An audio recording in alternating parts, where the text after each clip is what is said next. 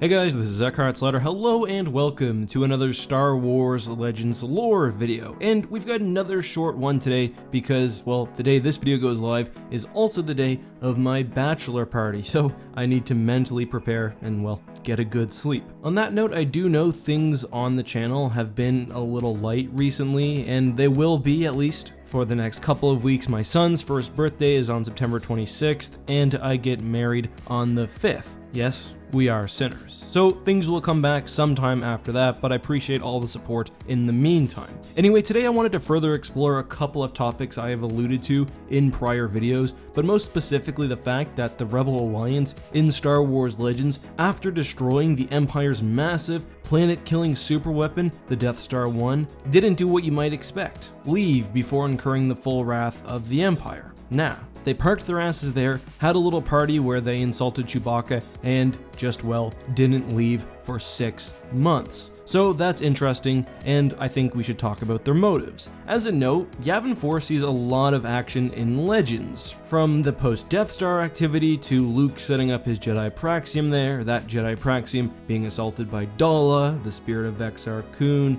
the Shadow Academy, and more. The Praxium in most of Yavin was actually devastated by the Yuuzhan Vong, and the Academy was not rebuilt. You can learn about that by clicking the annotation in the upper right-hand corner. But back on topic, we know the Empire had thousands of Star Destroyers, and that the Alliance's greatest strength was that they were always on the move and hard to track down. So it was an incredible risk to keep their assets in one place, especially after they had just pissed off Palpatine. Realistically, the explanation I'm about to describe is actually somewhat of a retcon, which helps explain why the Alliance had so many sort of adventures on Yavin, but I think it's at least a logical one. The Alliance's goal was essentially to further the morale victory they had struck against the Empire with the Death Star 1's destruction. Public perception of the Alliance changed from a gang of pirates and miscreants to a legitimate force against the Empire basically overnight. Now, according to the Essential Guide to Warfare, although some critical supplies were removed from Yavin, General Dodonna convinced Mon Mothma that, and I quote, keeping the base in place would be a powerful statement of defiance and a valuable recruiting tool. So, at the end, it came down to appearances. As the rebels bunkered down, the rest of the Alliance that wasn't on Yavin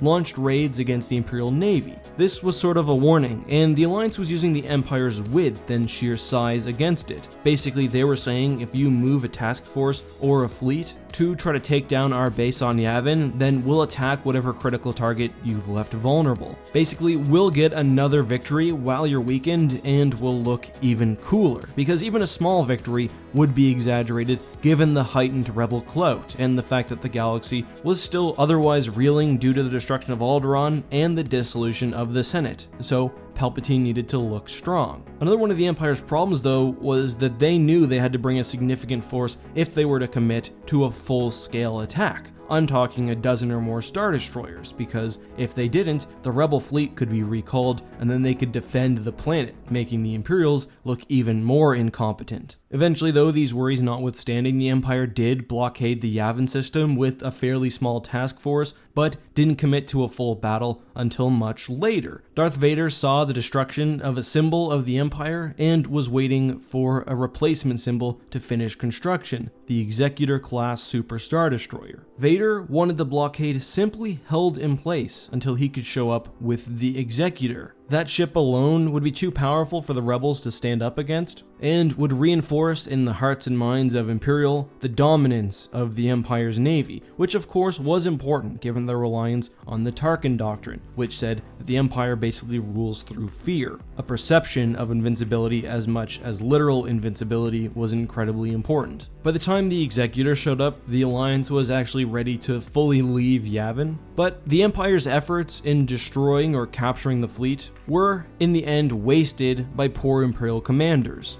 including notably Admiral Griff, who manages to drop 3 Star Destroyers out of hyperspace into the Executor, destroying the 3 smaller ships instantly. From there, Vader would form Death Squadron, a roving task force to hunt down the Alliance, and the rebels would move on to Hoth. the evacuation of which would be less successful, but still, given the circumstances, pretty okay. Anyway, that's all I have for that little lore nugget. I hope you guys found it interesting. Before I go though, let us address a hashtag AskEck question of the day. And this one comes from Hershey Squirts, who asks, what got you into ships? And in these AskEck questions, I want to get both into lore questions, but also ones about me and the channel, upcoming videos, basically anything you guys are wondering. So I very specifically remember as a kid just being enamored by Return of the Jedi and the final Battle of Endor. I would sit so close to the TV that I could feel the static that the old TVs used to have, and I would try to get up close and look at the old Mon Calamari cruisers, counting how many ships the Alliance had. I don't know what it was to me, but just the giant ship slugging it out was so cool, especially because the Alliance ships were so distinct from Star Destroyers, which as a kid I found kind of boring. I also remember that last scene in The Empire Strikes Back where you see the Rebel fleet, and although you do get a good look at the Nebulon B, there are just a few ships in the background that you can't quite make out, and those always fascinated me. And a lot of this too was before the prevalence of Star Wars Wiki or even my access to the internet, so I would just be watching Return of the Jedi almost every day as a kid and just fascinated and almost spotting something new every time. It was hard for me to even understand how they made movies like that back then. And that's why it's really cool we have channels like EC Henry, who are doing a great job of modeling those background ships, or channels like Space Duck, or hopefully myself, which provide additional insight into stuff that we've always loved. Anyway guys, that's all for today. Thanks for watching me, thanks for supporting the channel while content is a bit less frequent than normal. As always guys, I appreciate it, and may the Force be with you.